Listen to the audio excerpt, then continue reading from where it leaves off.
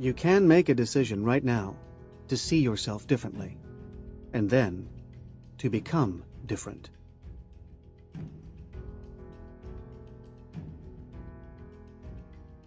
In the 1970s, I participated in a 2-week workshop known as Erhard Seminar Training, usually abbreviated in lowercase as EST.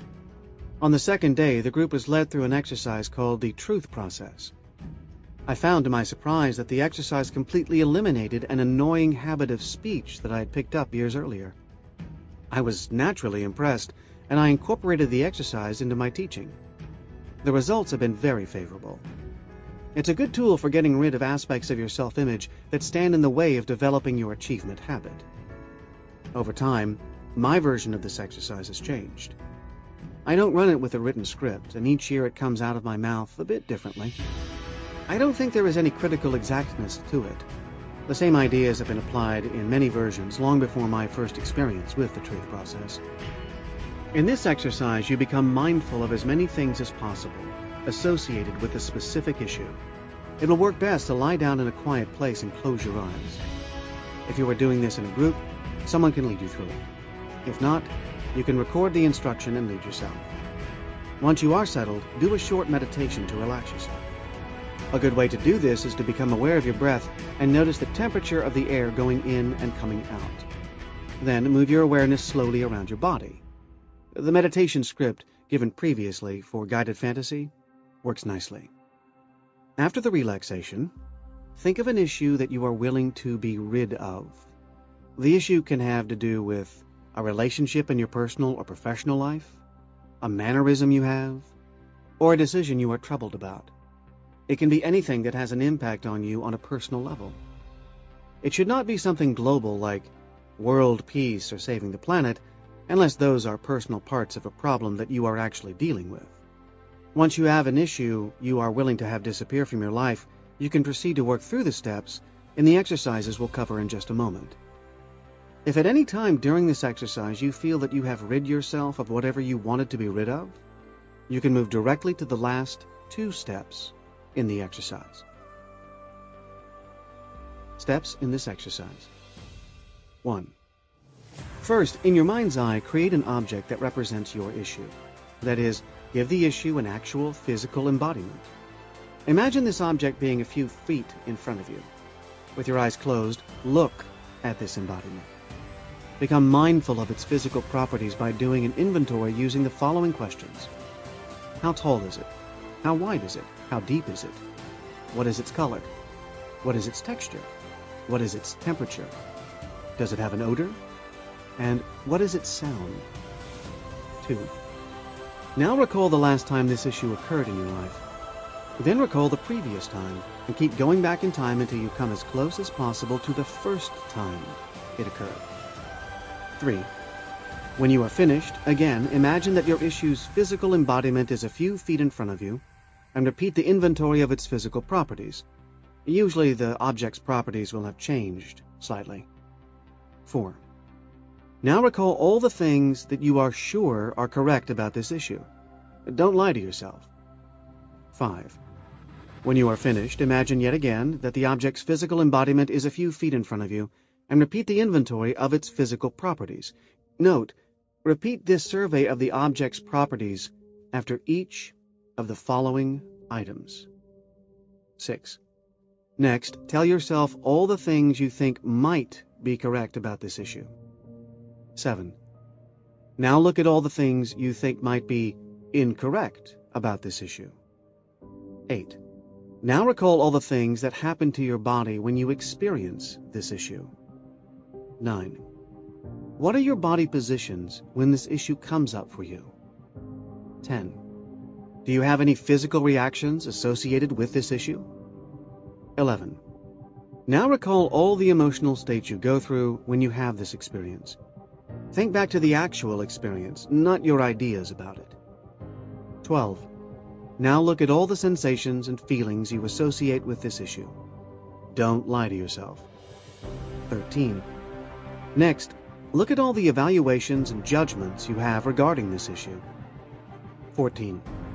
Now tell yourself all the things you get out of keeping this issue in your life. Don't lie to yourself. What does it do for you to keep this issue? 15. Now imagine being upset about this issue. Next, imagine not being upset about this issue. Again, imagine being upset and then not being upset, and repeat this about 5 times. Then imagine having an upset about this issue. Next, imagine not having an upset about this issue. Again, imagine having an upset and not having an upset, repeating about 5 times. Next, imagine being upset and then not being upset, and then having an upset and not having an upset. 16. Now imagine you are in front of a whiteboard mounted on a frame with wheels. On this whiteboard, write a list of all the things and people's names that are keeping this issue in your life. At this point, again, imagine that the object's physical embodiment is a few feet in front of you, and repeat the inventory of its physical properties for the last time. 17. Now imagine you are again in front of the whiteboard, and that you have an eraser in your hand. Look over your list of what is keeping this problem in your life. Erase all things or people's names that are no longer valid. Now, imagine pushing the whiteboard up to the edge of a high precipice that has a seemingly bottomless drop on the other side. 18. Take one last look at your list, erase anything else you want from it, and then push the board over the precipice. 19. Now imagine yourself at the beach on a nice sunny day. Do your favorite thing for a while. When you feel ready, open your eyes and slowly get up. And finally, 20. Take all the time you need to quietly digest what you went through during this exercise. Parting lessons from friends. I have always felt affection for the Welsh and Irish poets and playwrights. Dylan Thomas's poem, "Do Not Go Gentle Into That Good Night," has always resonated with me. And earlier in my life, I thought of myself going to the grave kicking and screaming. Unfortunately, I have had too much contact with death to remain guided by my youthful emotions. What I have found is that death, like lives, are unique, and that if I pay attention, each death provides me some wisdom. Carl Deleuze's death was a celebrated murder case. Carl was a mathematics professor and a close friend who lived on the same street as I, on the Stanford campus. We were frequent visitors to each other's homes. 2 nights before Ruth and I left on a trip, Carl and I were amusing ourselves reading bizarre ads in a Berkeley newspaper. One ad was for an audio tape that explained how to return from the dead. It came with a t-shirt. The ad's irresistible appeal was its statement, "Buy this shirt and tape. Who wants to be dead forever?" So we set away for the shirt and the tape. When Ruth and I returned from our trip, we were surprised to find Carl's wife, Sita, at the San Francisco airport to meet us. She was wearing the t-shirt Carl and I had ordered. I started to joke about the shirt when she stopped me to tell us that Carl had been murdered, bludgeoned to death by Ted Streleski, a longtime PhD candidate in Stanford's Department of Mathematics. Streleski felt he had not been treated fairly by the department, and he wanted to bring public attention to his case. Even though his advisor had recently told him that his work was acceptable for submission as a PhD dissertation, and graduation was finally in sight, he felt his life had been ruined by the long delay in obtaining his degree. Many mathematicians had done their best work when they were young, and now he felt he was too old to become great. He was stuck in the wrong-headed view of achievement that says accolades and awards are the most important things in life. He had brainwashed himself into thinking that this was all that mattered, and because of this, he was more interested in his grievance than in his degree. He considered the standard avenues of redress, such as writing letters to newspapers, Stanford administrators, or Stanford alumni, or filing an official grievance. He decided these would not be strong enough. He concluded that he could get much greater publicity if he murdered someone prominent and then went to trial. He made a hit list of several professors in the mathematics department and then used public transportation from his apartment in San Francisco to Stanford in an incredibly circuitous route. When he finally got to Stanford, he was unable to find the first few people on his list. Then he got to Carl's name, and unfortunately Carl was in his office, grading the final exams from his summer class. Streleski had brought a small sledgehammer and used it to murder Carl. He then left undetected. A few days later, he surrendered to the police. His idea was to plead not guilty and have a trial that would be covered by the press. During his trial, he planned to have members of the mathematics department faculty on the witness stand and question them so as to publicly reveal practices that he felt were abusive. He succeeded, to a certain degree. He got publicity, and there was some linking of his case to the general plight of PhD students as a political underclass. This incident was a prime example to me of the weakness of pure logic. Streleski's logic was impeccable in terms of his desire to get the most publicity for his case, except he forgot the commandment, "Thou shalt not kill." Unfortunately, this kind of omission is much too prevalent in decision-making at various levels of our society. Streleski was just another tragic example. I went to the trial every day. Streleski pleaded not guilty, even though he admitted committing the murder as well as having planned to do it, using the sledgehammer he brought with him. His lawyer wanted him to plead not guilty by reason of insanity. Streleski refused because he did not want to be regarded as insane. He wanted to convince the media that the murder was logically and morally correct, and that it was a political statement about the department's treatment of its graduate students. Here was a bright man who could have had a good life had he not been so fixated on what he felt was owed him.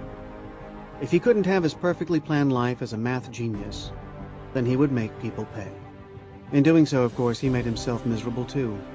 There is no degree, award, job, or referral worth dying or killing for. Of course, most people are not murderers, and this is an extreme case, yet it highlights the danger of being too rigid in your view of what your life path should be. Life will throw you curveballs. If you adapt, you can find happiness in any situation. My close colleague Rolf Fausta's death was remarkable in that he did not follow the expected knee-jerk reaction of seeking survival at any price. To be a traditional achiever, you're supposed to fight for your life. Rolf didn't really care about what others thought, however. His achievements would be on his own terms. After he was diagnosed with stomach cancer, he noticed that when he visited his regular doctor, the experience left him feeling bad. When he went to his Zen master, he came home feeling good. He resolved to treat his body as a sacred gift and not to poison it in the name of survival. He made it clear he did not welcome visitors advising him to seek standard chemotherapy or radiation treatments. He spent his time quietly meditating and in positive conversations with his family and friends. He died according to the same principles he had lived by. By contrast, another colleague, who was a difficult person, totally changed while undergoing hospice care. He was not someone I was close to. We had a cordial relationship, even though I did not enjoy his company. After he got sick, I went to visit him at home out of obligation. To my surprise, he had changed and was now engaging to be with. I ended up visiting him frequently. Other colleagues started coming regularly to visit. We all found him to now be a very attractive companion.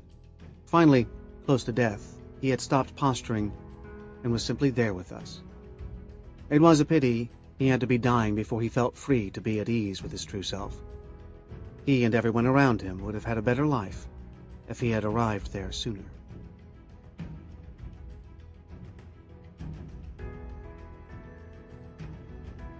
Bill Mogridge was a close friend who had a strong sense of self and was extremely independent. Nobody could get him to wear a bicycle helmet, even when he came roaring down the mountain, passing cars on blind turns. When he asked himself the question, "Who are you?" that's what he came up with. He decided how he wanted to live his life and didn't let anyone interfere. When he became ill, he adapted the same inner strength toward the invasive treatments. His positive attitude gave him a remarkable ability to maintain a normal work life in conditions where most others would simply shut down. Finally, when it was clear he was dying, he made it easy to be open about his situation.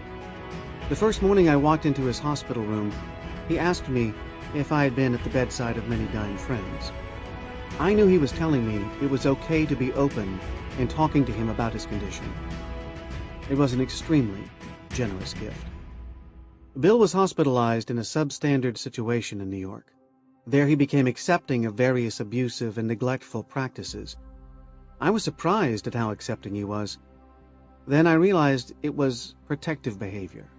He was going along in order to get along. He probably figured if he was no trouble, he would get as good care as they were capable of providing.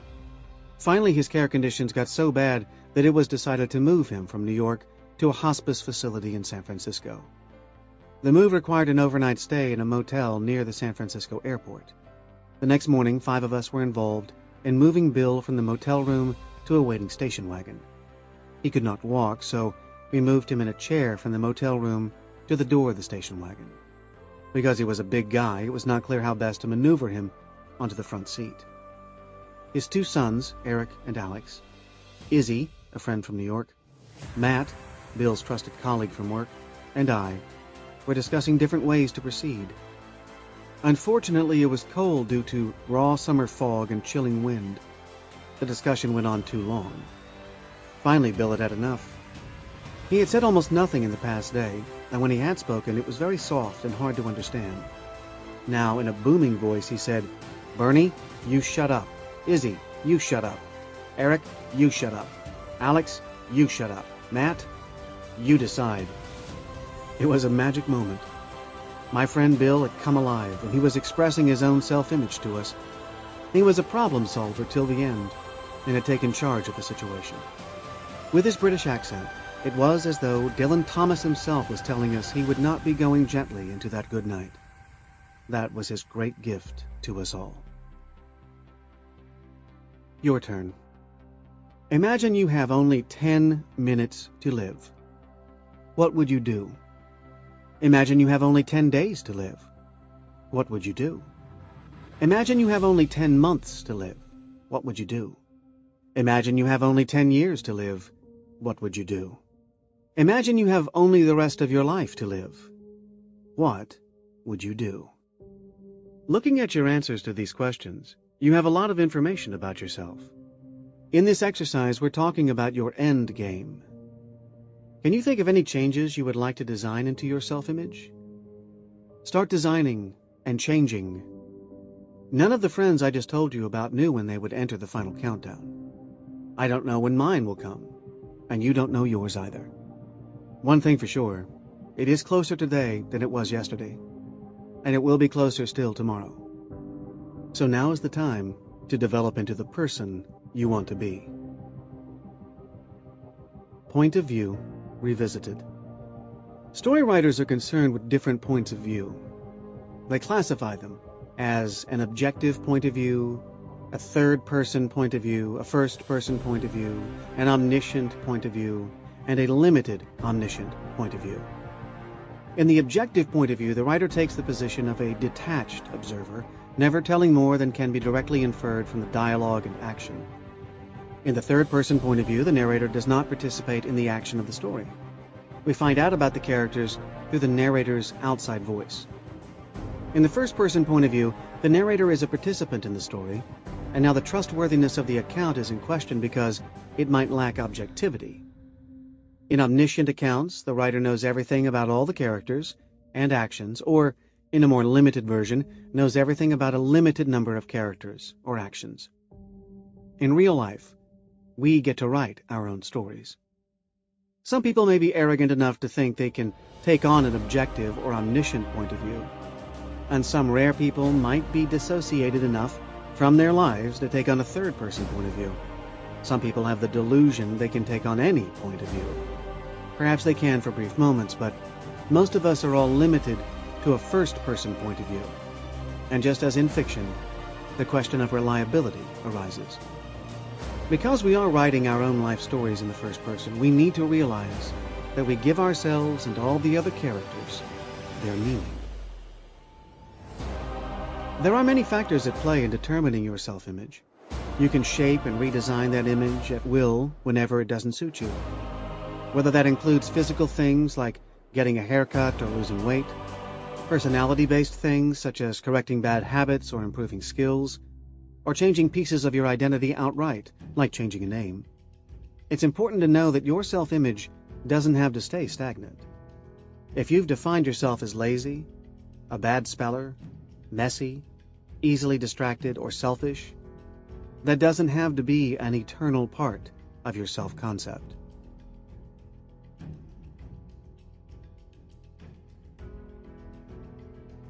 You can make a decision right now to see yourself differently, and then to become different. The Big Picture. Chapter 9. Insanity in individuals is something rare, but in groups, parties, nations, and epochs, it is the rule. Friedrich Nietzsche. Life, on every level, is full of complexity and uncertainty. As individuals, we face a life of unknown duration, during which we are likely to go through periods of family, career, or personal crisis. The world around us is even more unpredictable. I am always amazed that things work as well as they do. It's a very good idea to have a general sense of your goals in life, and an equally good idea not to get too rigid about your path. Stay open to possibility. Let other people in, and listen when new opportunities present themselves. Life as chance. My life seems to have been punctuated by a set of unforeseen detours, followed by surprising right and left turns. Anything other than a series of planned, rational steps. This puts me in a difficult situation when students ask for career advice. I attempt to give it my best shot, which is a rational, linear extrapolation from the present to the future, though I know that the chance of what I say ever becoming reality is very slight. I sometimes tell students, life is an adventure, so loosen up. Stop trying to figure it out. Just go with the flow. This does not seem to satisfy most of them, so I play the sage, knowing full well their lives will soon deviate from any rational life path that they may have laid out.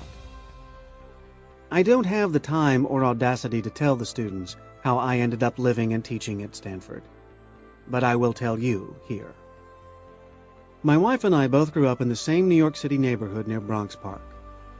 Despite my inauspicious start as a lazy high school student who spent his time on the streets, I went on to college locally, where I nearly flunked out. The wake-up call I needed was the letter from the dean telling me that I was on academic probation. Wait, they can't flunk me out, I thought. I knew I wasn't stupid. From then on, I was a straight-A student. I learned to love school, and I wanted to continue, so I went on to graduate school. As a graduate student, I also began lecturing at City College, and teaching spoke to me. I really enjoyed it. As I was nearing the completion of my PhD studies at Columbia University, I had a discussion with my thesis advisor about my future. To my absolute delight, he suggested I apply to join the Columbia faculty. He cautioned me that it would be prudent to also apply elsewhere because there was at the time some pushback about inbreeding in the mechanical engineering department. He mentioned that Cornell University was looking for a young assistant professor. I, in turn, recalled that several years back I had spent a summer in Los Angeles and heard that the area around Stanford University was a nice place to live. I asked if my thesis advisor knew anyone on the Stanford faculty. Yes, he knew Professor Arnold. Herein lies the tale of coincidences that got me to Stanford, where I have spent well over 50 years of my life. The International Conference for Teachers of Mechanisms was held at Yale University in March 1961 under the auspices of the National Science Foundation. The organizers of the conference mailed an invitation to Professor Arnold at Stanford University. At Stanford's Department of Mechanical Engineering, there were two people with the last name Arnold. John E. Arnold was a famous professor in both mechanical engineering and the business school. He was the founding head of the department's design division. Frank A. Arnold, on the other hand, was a lecturer associated with the Thermosciences division, which was interested in the aerodynamics of flight, not mechanisms. The conference invitation mistakenly went to Frank rather than John. Not deterred by this obvious error, Frank accepted the invitation and attended the conference, where he met my thesis advisor. Thus, when my advisor wrote about me to his acquaintance, he was writing to the wrong person. Happily, this time, Frank passed the letter on to John. My advisor had a very strong reputation, and based on that, John Arnold invited me to come to Stanford for an interview. Meanwhile, I had received an offer letter from Columbia University. I had accepted the position of assistant professor and was to start that September. I was looking forward to teaching at Columbia, working closely with my thesis advisor. I was nevertheless glad to be offered a free interview trip to California. In late July, my wife and I arranged for a nanny to watch our 2 young boys and my 12-year-old sister, who lived with us, and we boarded a train for California. At Stanford, I was very impressed with John Arnold. I learned he had been a popular professor at MIT and had only been at Stanford a few years. The design division he had created was composed of 3 young faculty members at the beginning of their careers, and the atmosphere was very different from what I was used to at Columbia. John had a special slant on education and engineering that was influenced by his having studied philosophy before going into engineering.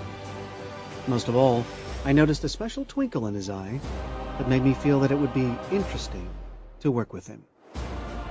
I was thus pleased when, after a half day of interviews and a lunch meeting, the chairman of the department told me they would be recommending me for a 3-year tenure-track assistant professor appointment. That evening, the concern set in.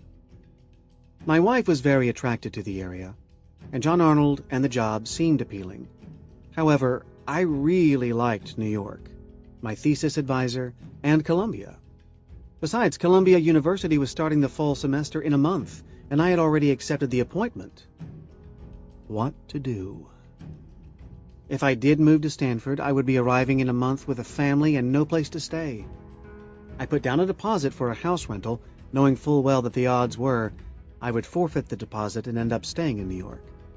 My wife and I agonized over this decision during the long train ride across the country back to New York. When I arrived back at Columbia, my thesis advisor asked what had happened, and I told him I had been offered the job. Without hesitation, he told me he had been discussing that probability with his colleagues and that they had heard that Stanford was going through a large building up of faculty. They believed Stanford was headed toward a new era and felt it would be in my best interest to accept the offer. Furthermore, I should not be concerned about my last-minute reneging at Columbia. In an instant, the problem with Columbia was resolved. That only left the task of informing our families that we were leaving and taking the children 3,000 miles away. And yes, my 12-year-old sister was horrified at the prospect of having to leave her girlfriends. I have had a long and satisfying career at Stanford, and it took a host of improbable events for me to get here in the first place. My life is punctuated by milestones that would have never happened except for the combination of unplanned and improbable chance events. Most people I know have similarly non-linear life trajectories. How about you? Have you had enough unexpected developments in your life to sign on to the life is a chance theory? If yes, learn to enjoy the trip and not waste your cross-country train ride worrying about what to decide. Opportunities. Some people almost never need to make agonizing decisions. Life for them just seems to flow along. And when the big transitions happen, they notice they were big only in hindsight. I am one of those people. I consider myself lucky to have had that type of a career. And thinking about the many crossroads in a long and full career, I now see that if I had not responded to certain opportunities, my life would have been quite different. I will never know, of course, what might have been. Still, I have no regrets. There are 2 extreme types of people in the world. Those who say yes to every opportunity, and those who say no. I place myself in the middle. I have found that it's important to be mindful of my reactions to opportunities. There's no way to know in advance where these will lead. Some may lead nowhere, and some to disaster. Yet when opportunity presents itself, we have no choice but to respond. Ignoring opportunity is itself a response. Several life-changing opportunities have come to me in the form of out-of-the-blue phone calls. The first came in my second year at Stanford. I answered my office phone and was asked to hold. Dr. Terman wanted to talk.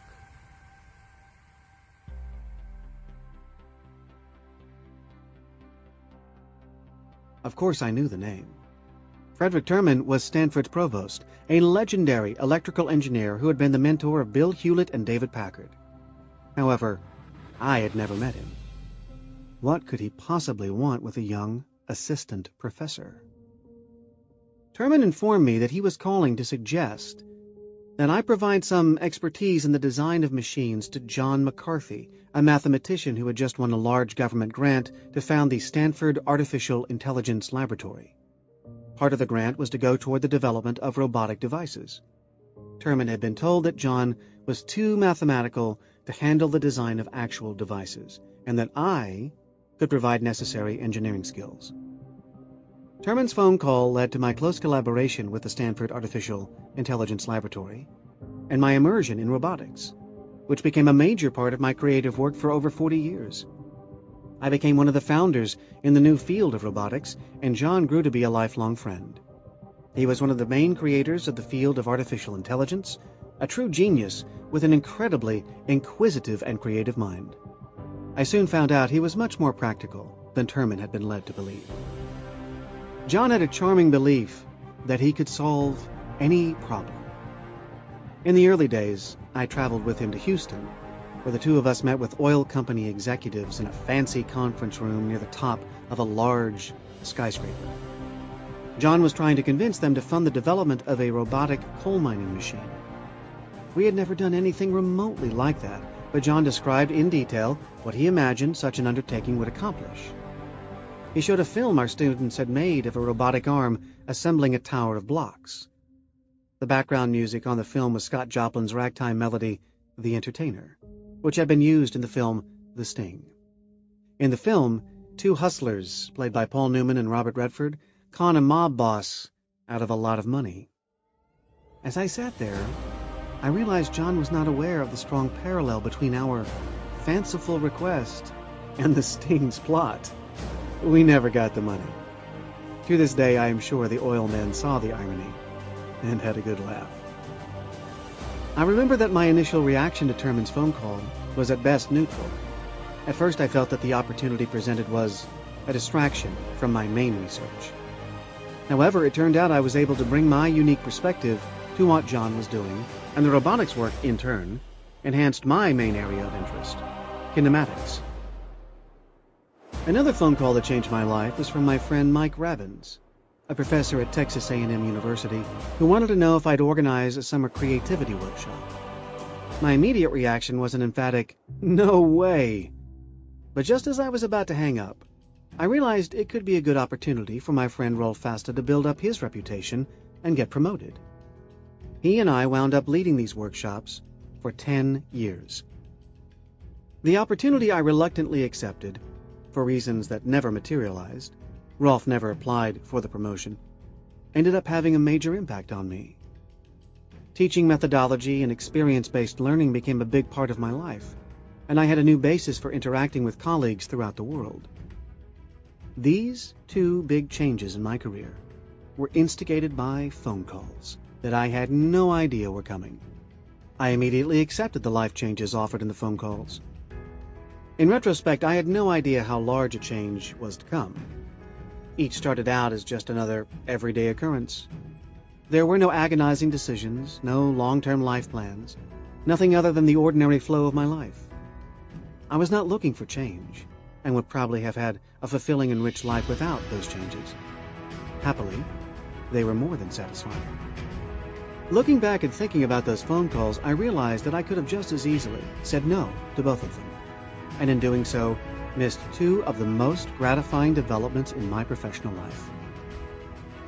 Life is full of junctures and opportunities, and it is impossible to know in advance which way to go and which chances to take. I feel very lucky that I said yes to these opportunities. The blessing of work.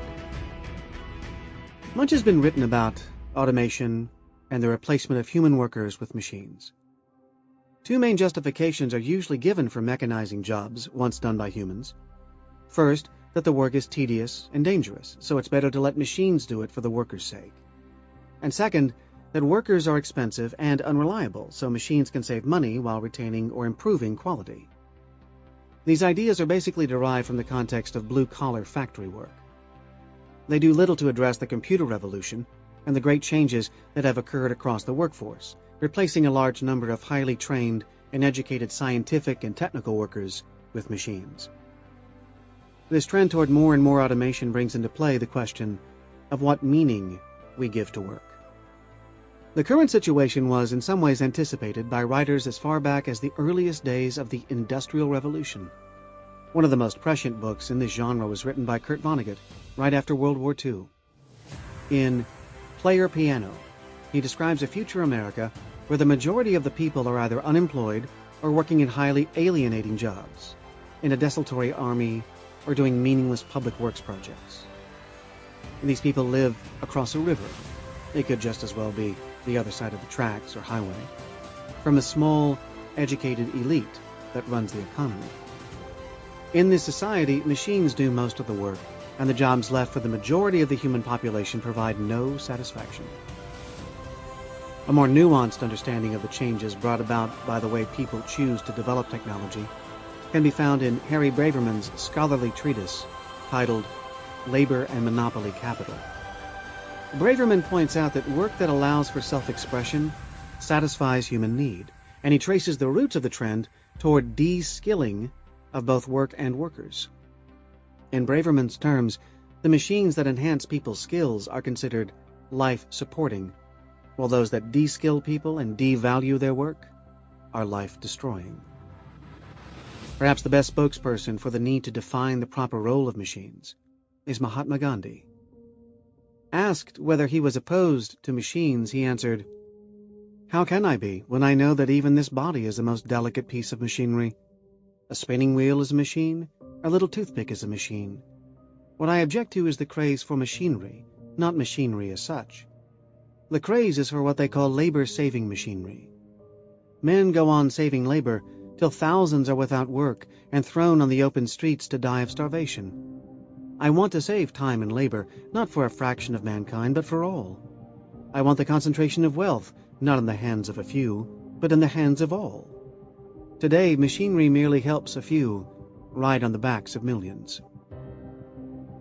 The issues raised by Braverman and Gandhi are eloquently reinforced by E.F. Schumacher, who looks at work from a Buddhist point of view.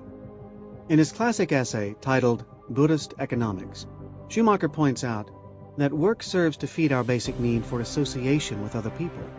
In fact, work supplies several of our basic human needs, such as 1. It gives people a chance to utilize and develop their faculties. 2.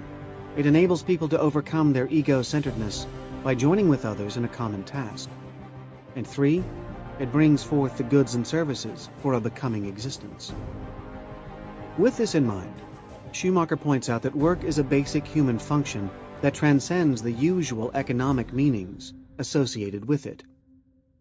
He writes, "To organize work in such a manner that it becomes meaningless, boring, stultifying, or nerve-wracking for the worker would be little short of criminal. It would indicate a greater concern with goods than with people, an evil lack of compassion, and a soul-destroying degree of attachment to the most primitive side of this worldly existence. Equally, to strive for leisure as an alternative to work would be a complete misunderstanding of one of the basic truths of human existence, namely, that work and leisure are complementary parts of the same living process and cannot be separated without destroying the joy of work and the bliss of leisure."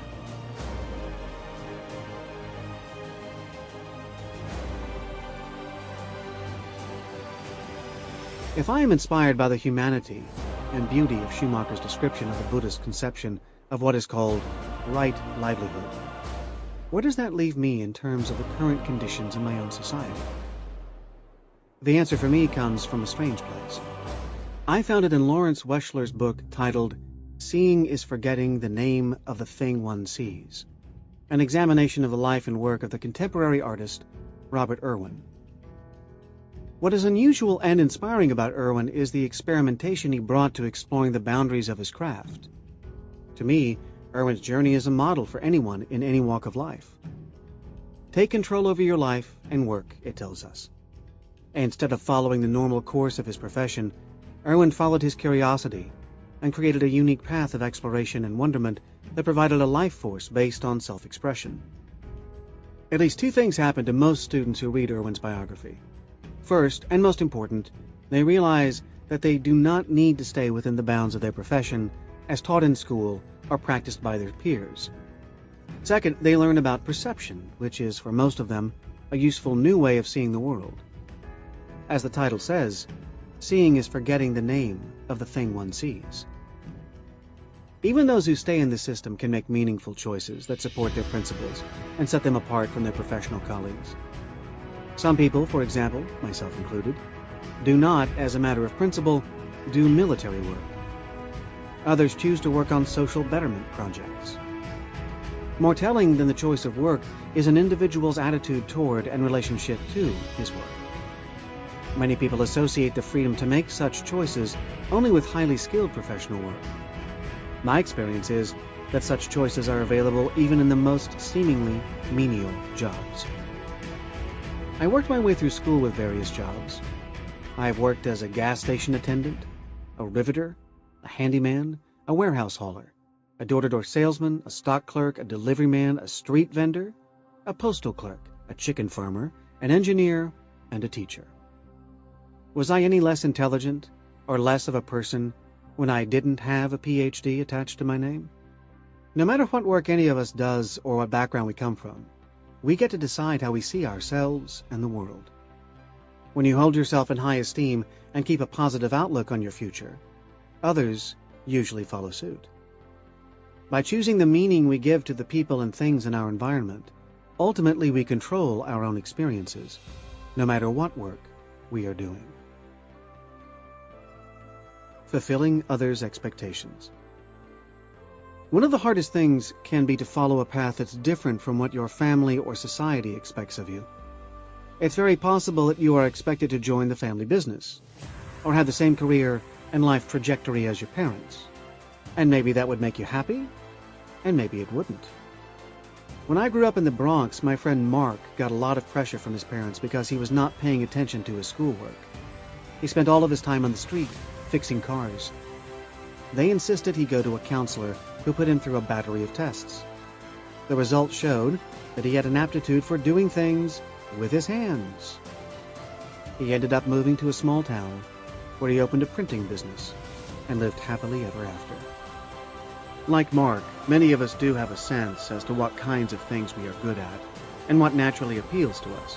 Yet we are surrounded by well-meaning people like Mark's parents who have formed ideas about what is the best path for us. The two idea streams are often in conflict. When my wife Ruth was in school, her parents insisted that she study something marketable, like secretarial or teaching skills, instead of doing the artistic and creative problem-solving work she was born for. This pressure led to a wrong professional choice, and it took many years for her to get on the proper path. Sometimes, though, you can be lucky and have a protector. Andy was my closest friend in graduate school. During his funeral, in a very moving eulogy, his nephew tearfully expressed his gratitude. The nephew, now a successful architect, felt deeply indebted to Andy for having taken him in and supported his studies in architecture after his own father disowned him for deciding not to go into the family business. Mark, Ruth, and Andy's nephew all faced conflicts about career path choices. Such issues are very common for college students. Even without outside constraints, it's not uncommon for people to change their choices in midstream. Some do it several times. Others spend most of their working lives hunting for the right career, and some drop out completely. Often when I speak with students, I explain to them that many people, even very successful ones, do not know what they will do when they grow up. It's all part of the adventure of life, and the best thing is to enjoy the voyage. The constraints on our career paths tend to be self-imposed. It is said that we all rise to our level of incompetence. I can't say that I have found much truth in that. What I find more to be the case is that we tend to rise without thinking. There is a ladder that exists in many career paths, and society brainwashes people to think they are supposed to climb it. Not every new award, degree, or promotion is a good thing for the individual. There are a great many X somethings floating around who would have led much more satisfying and productive lives if they had stayed in the trenches, doing what they really enjoyed, rather than moving in what looked like an upward direction. A woman named Diane spent many years as a nurse before getting promoted to supervisor and then to administrator. It was a lot more money and power, yet she realized that she wasn't helping anybody anymore, and quit. Being so far removed from the patients she cared about had killed her enthusiasm for the job. Now she's a martial arts instructor instead. If in doubt, go back to the earlier exercise where you asked yourself 3 questions. Who am I? What do I want? What is my purpose? It's a good idea to revisit that exercise frequently. Now I'd like you to do it once more and add a new word. What do I really want? Keep asking it over and over until you feel you have gained insight into your own desires, so you're no longer at the mercy of society's ideas of what is good for you. What we take for granted. The most important things we can know about a man are the things he takes for granted, and the most important things to know about a society are those which are simply assumed and seldom noticed. Lewis Worth. The things we take for granted and simply assume are the basis for our self-image and give the things in our lives their meaning. By making our background assumptions explicit, we are able to affirm them or change them. Doing this gives us the opportunity to change ourselves from puppets to truly autonomous beings. Some people achieve autonomy through sheer stubbornness and rebelliousness. Although that may work, it's not a healthy way to approach change. A more rational approach is to look at everything that is obvious to you. Your turn. Make a list of all the things in your life that you do not normally notice. A good heading for such a list is things that are too obvious or too trivial to list.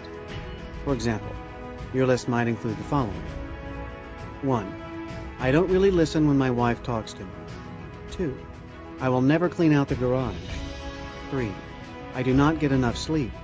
4. I never seem to get around to phoning my cousin. 5. I always support the same political party that my parents did. And 6. My attitude toward money is the same as my father's. In the coming days, notice how much of your behavior is based on items on this list. If you are happy with these things, go on with your life. If you want to change any of them, cross them out on the list, both actually and metaphorically. One of the things I very much like about problem statements in the form of points of view, which we discussed in Chapter 3, is that the POV statement tends to reveal underlying assumptions and make the desired objectives explicit. Formerly, many people operated on the basis of unspoken and unnoticed assumptions.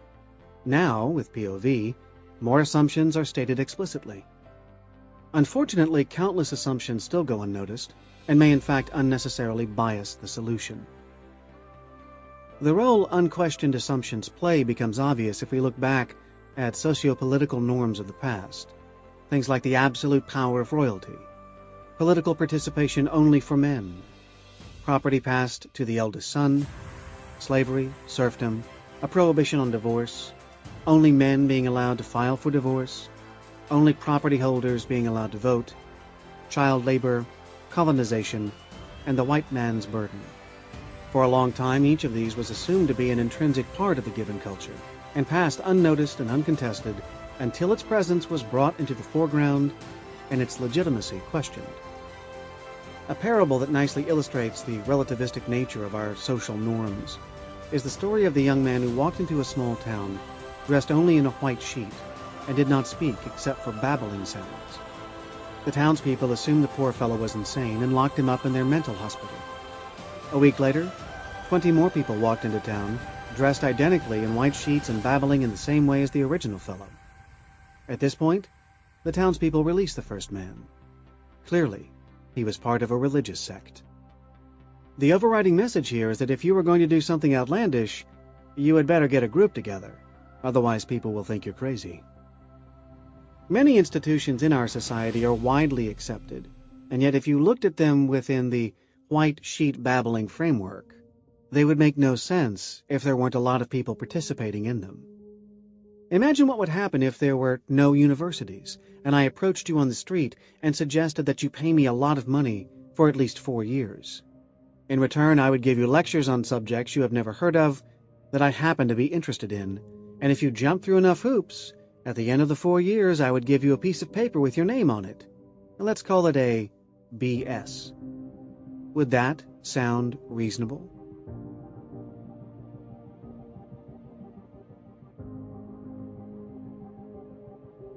I once heard an Indian guru give a parable describing the history of banking.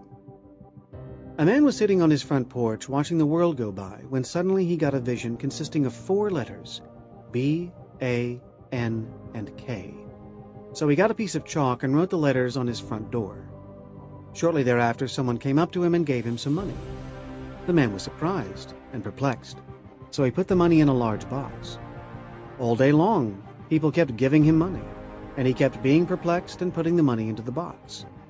Finally, at the end of the day, the man went into his house and took all his money out from under his mattress and put it in the same box. The story was told to warn the guru's followers about self-delusion and false prophets. It makes the point that if enough people do it, it stops being crazy and instead becomes the accepted norm. The famous tulip, stock market, .com, and housing bubbles are just the tip of the iceberg for this type of Me Too behavior. Unfortunately, this tendency to relabel the crazy as normal doesn't apply only to financial situations. It is also at the heart of some of the world's greatest political and social conflicts. In the many ongoing conflicts between people and nations, each side justifies itself by pointing out some wrong done to it by the other side. Each side's story makes perfect sense and justifies whatever they do in response. The interesting thing that often goes unnoticed is that the justification depends on where they start the story. I call this a question of punctuation, and although it goes unacknowledged by the belligerents, it is of utmost importance. History is an ongoing flow. For all practical purposes, other than in our individual lives, there is no beginning or end. So all stories that are told with a beginning are distortions of what has happened. Where the story starts colors it so as to justify the storyteller's position. The ongoing slaughter between Muslims and Hindus did not start with who threw the first stone after the Indian subcontinent's partition. The trouble in your marriage did not start when your wife went out with her ex-boyfriend or your husband did not clean the garage. By deciding where to start the story or where to put the period, you give the story its meaning.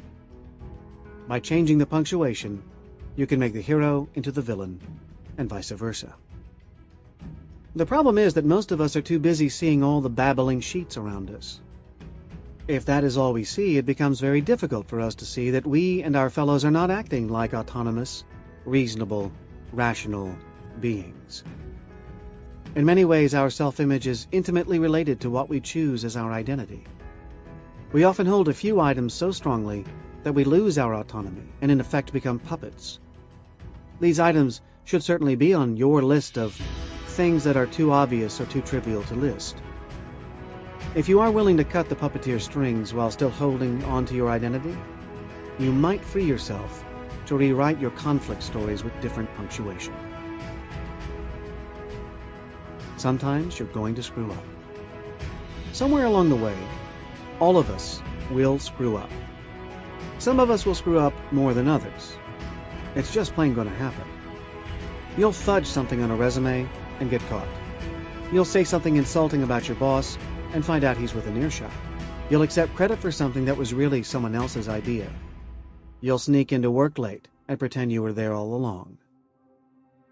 Here's the thing. Presidents Richard Nixon and Bill Clinton both screwed up. Yet what got them into real trouble wasn't the original sin. It was the lies they told afterward. Had each of them fessed up, their troubles would most likely have blown over much faster. Instead, we remember, I am not a crook, and I did not have sexual relations with that woman, as punchlines. Lies can snowball. You tell one, and then you have to tell another to back it up. When you feel painted into a corner, there's a good solution. Tell the truth. It's uncomfortable, and you may get into trouble, yet it will almost certainly be less trouble than if you compound the issue by lying again. When you get caught with your hand in the cookie jar, don't cover up. Fess up. Sometimes we can get so caught up in the minutiae of our lives that we forget to step back and see the bigger possibilities out there for us. If you've been following a conservative path, why not take a chance and veer off it for a while? Change your surroundings. Agree to a friend's crazy plan. Tag along on a cross-country trip. Learn about communities different from your own and figure out where you fit in. Remember that the real big picture is this. You don't take anything with you when you die, so you might as well spend your time on Earth experiencing all that you can, rather than stagnating and accumulating.